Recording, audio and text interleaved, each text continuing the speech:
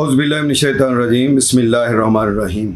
अस्सलामु अलैकुम ख़वातीन हज़रात, मैं हूं आपका होम्योपैथिक डॉक्टर रिज़वान साकिब और आपसे मुखातब हूं शमा होम्यो क्लिनिक लाहौर पाकिस्तान से।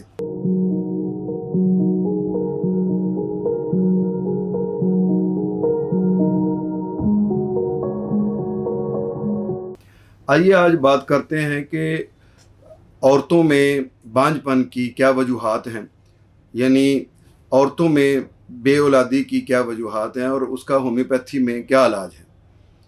असल में वजूहात की तरफ जाएं तो बहुत सारी वजूहात हैं। जब कोई भी जोड़ा जब न्यूली मैरिड जो होता है उसके बारे में सारे लोगों की ये नज़रें होती हैं कि अब कब खुशखबरी मिलेगी।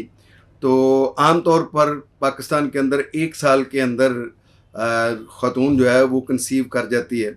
तो अगर 1 साल आपस में हक़ ज़ौजियत बाकायदगी से अदा करने के बावजूद भी अगर कोई ख़ातून कंसीव नहीं कर पाती है तो इसका मतलब है कि उसको बेऔलादी का या बांझपन का आर्ज़ा है।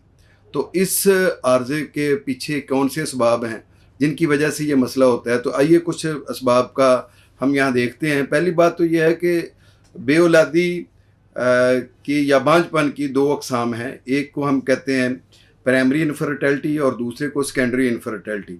अगर प्राइमरी इनफर्टिलिटी के बारे में जाना जाए तो इसमें ये होता है कि कोई भी ख़ातून शादी के बाद अगर एक बार भी कंसीव नहीं कर सकी तो इसको हम प्राइमरी इनफर्टिलिटी कहते हैं।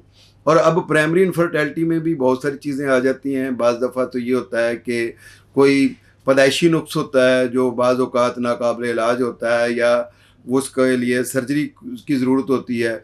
और बाज़ औक़ात ये होता है कि नुक्स तो होता है लेकिन वो काबिल इलाज होता है और वो जो प्राइमरी इनफर्टिलिटी है वो भी ठीक हो सकती है। बाज़ दफ़ा यह है कि बहुत ज़्यादा मोटापा होने की वजह से भी ये मसला होता है। कोई लिकोरिया की बहुत पुरानी और बड़ी लंबी हिस्ट्री हो तो उसकी वजह से भी ये होता है। फ़्लोपियन ट्यूब्स में अगर किसी किस्म का कोई ट्यूमर है, कोई क्लॉट है तो वो बंद हैं तो उसकी वजह से भी हो सकता है। कोई जो है वो रहम का मुंह टेढ़ा है उसकी वजह से प्रेगनेंसी नहीं हो रही है तो वो उसका इलाज हो सकता है।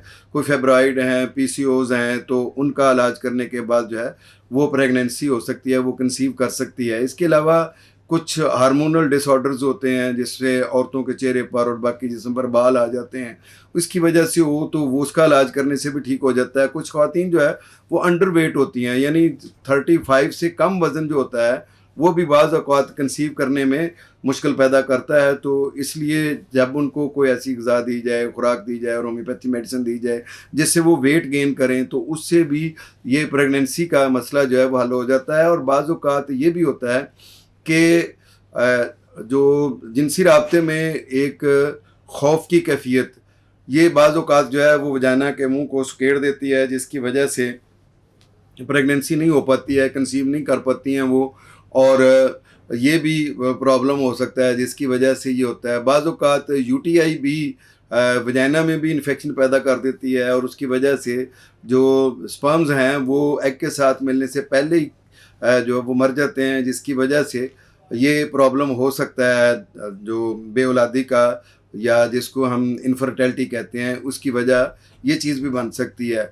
बाज़ औक़ात ये भी होता है कि आपस में कज़न मैरिज होती है और वो भी बाज़ औक़ात हर्डल्स पैदा करती हैं और कुछ इस किस्म की अद्वियात का इस्तेमाल भी कि और ख़ातून ने को बहुत ज़्यादा इस तरह की अद्वियात इस्तेमाल की हुई हों जैसे बहुत तेज़ किस्म के स्टीरॉइड्स हैं तो वो भी बेऔलादी का बायस बनते हैं। और इसके अलावा कुछ जो नशा आवर चीज़ें हैं उसके को बाज़ ख़वातीन आदी होती हैं स्मोकिंग की और अल्कोहलिज़म की, तो इसकी वजह से भी या कोई दूसरे नशे उनकी वजह से भी ये बेऔलादी का बायस बन सकता है। तो ये तो है जो प्राइमरी इनफर्टिलिटी है जिसके बारे में मैंने बात की है और इसका होम्योपैथी में बेहतरीन इलाज मौजूद है।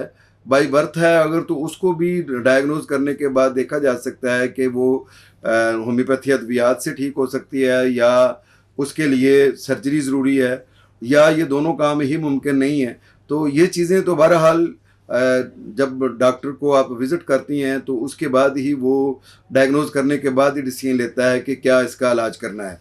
अब इसके बाद जो सेकेंडरी इनफर्टिलिटी है और होम्योपैथी का इन दोनों इनफर्टिलिटीज़ में का इलाज क्या है, वो मैं इंशाल्लाह नेक्स्ट अपने लेक्चर में आपको बताता हूँ कि कौन सी मेडिसिन्स हैं जो इस्तेमाल करने से हम प्राइमरी इनफर्टिलिटी को और सेकेंडरी इनफर्टिलिटी को ठीक कर सकते हैं।